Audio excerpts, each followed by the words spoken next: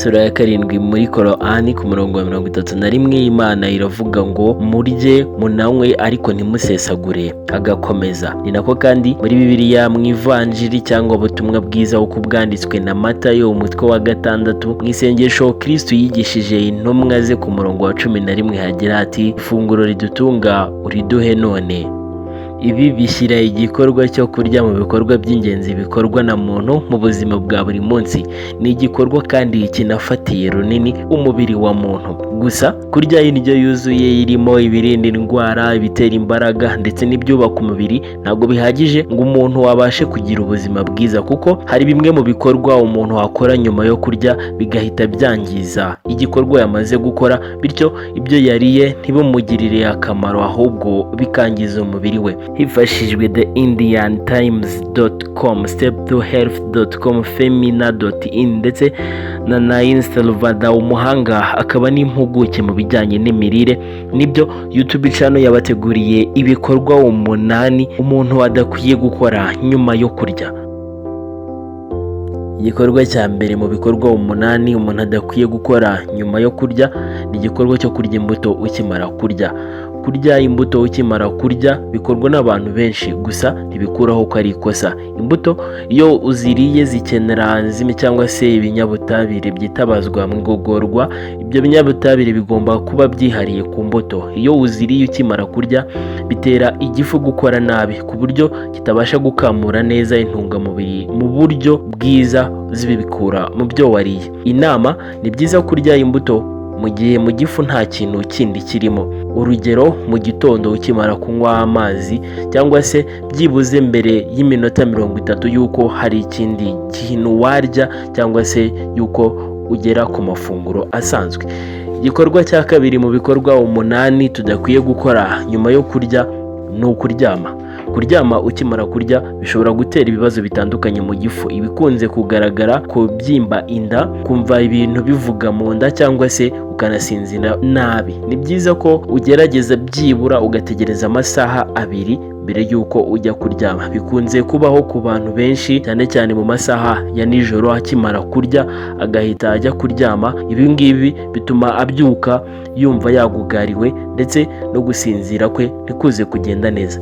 Igikorwa cya gatatu umuntu agomba kwirinda gukora nyuma yo kurya no kwirinda kunywa amazi akonje. Amazi akonje abangamira bikomeye ndetse agacamo hagati igogorwa cyangwa se icagagurwa ry'ibiryo uba wariye. Iyo igifu kiri muri gahunda yo guca uduce dutoya dushobora kwinjira mu maraso arizo ntungamubiri kugira ngo bijye gutunga ingirangingo n'uturemangingo dutandukanye. Niba ufite inyota rero urimo kurya, inama nuko wanywa amazi y'akazuyaze kuko niyo afasha mu gikorwa kigogorwa. Igikorwa cya 4 mu bikorwa 8 utagomba gukora nyuma yo kurya ni igikorwa cyo koga nyuma yo kurya.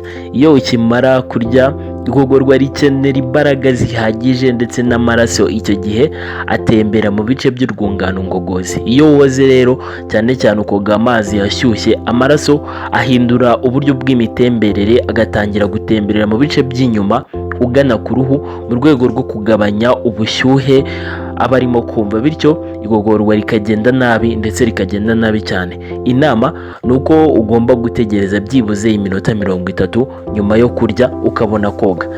Ikindi gikorwa cya 5 udakwiye gukora mu bikorwa 8 nyuma yo kurya ni igikorwa cyo kunywa icyayi gishyushye. Kenshi biraba ku meza y'abantu batandukanye ahantu henshi cyane mu masaha ya nijoro, haba hakonje cyangwa se hatanakonje, bantu bakanywa icyayi gishyushye nyuma yo kurya. Icyayi kibonekamo ikinyabutabire cyitwa tannin gishobora kubuza proteine wariye kwinjira mu mubiri. Iyo unyweye icyayi rero nyuma yo kurya bishobora kubuza kandi umubiri kwinjiza ubutare cyangwa se fer, bityo ukaba wagira ikibazo cyo kugira ubutare bukeya mu maraso bizwi nka anemia, aho amaraso agira ubushobozi bukeya bwo gutwara oxygene ibikenewe mu turemangingo tw'umuntu.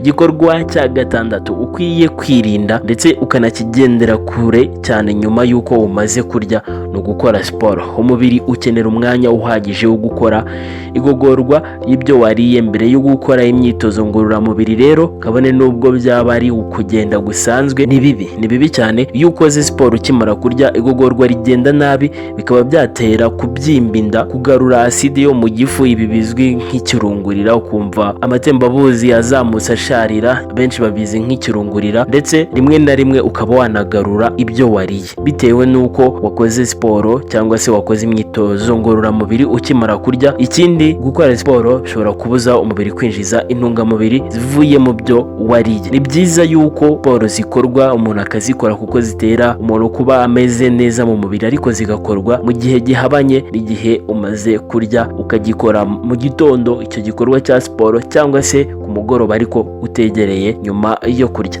Igikorwa cya karindwi ugomba kwirinda gukora nyuma yo kurya ni ukunywa itabi. Hari abantu bakunda itabi ndetse barikunda cyane, akumva amaze kurya arashaka kurirenzaho arigereye ubwuzu, ariko ibi ni amakosa akomeye, kuko iyo unyweye itabi ukimara kurya, nikotine iboneka mu itabi ihura n'umwuka wa oxygene uba ukenewe ari mwinshi cyane nyuma yo kurya, bikaba byakora uburozi bukomeye kurusha mu bihe bisanzwe, kurusha uko waba warinyweye utamaze kurya ako kanya.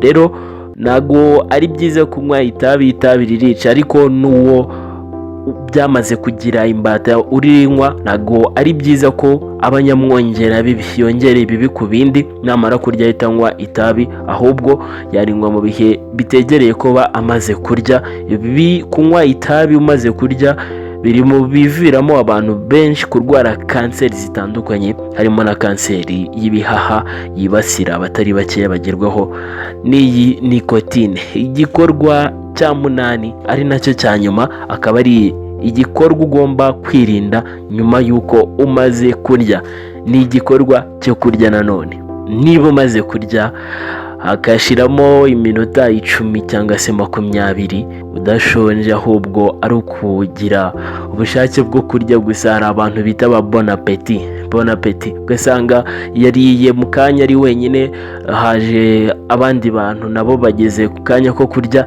nawe ahise arya, hashira indi minota 20 arongera arariye. Ibi ngibi ni bibi cyane kuko bicamo hagati igikorwa cy'igogorwa ry'ibyo wariye, mu gihe igifu cyari kirimo kwitegura ko kirimo gukamura intungamubiri ngo zigere mu maraso zitangire zikugirira umumaro. Uhaye igifu akazi ko kuba kigiye kongera kwakira ibiryo, niba cyari kigeze mu mwanya wo gukamura kigiye kongera nanone gitangire gucamo kabiri, gucamo uduce dutoya ibyo wariye, kugira ngo cyongere gisubiremo ibyo kigomba gukora. Rero bingibi bishobora kuviramo ubikora kurwara igifu, aho gishobora no gupfuka, ukazasanga igifu cyawe rwose cyabaye nk'imbuga itari ya mbuga ngari, ahubwo ari ukubera yuko wowe wamaze kwangiza igifu cyawe urya buri kanya.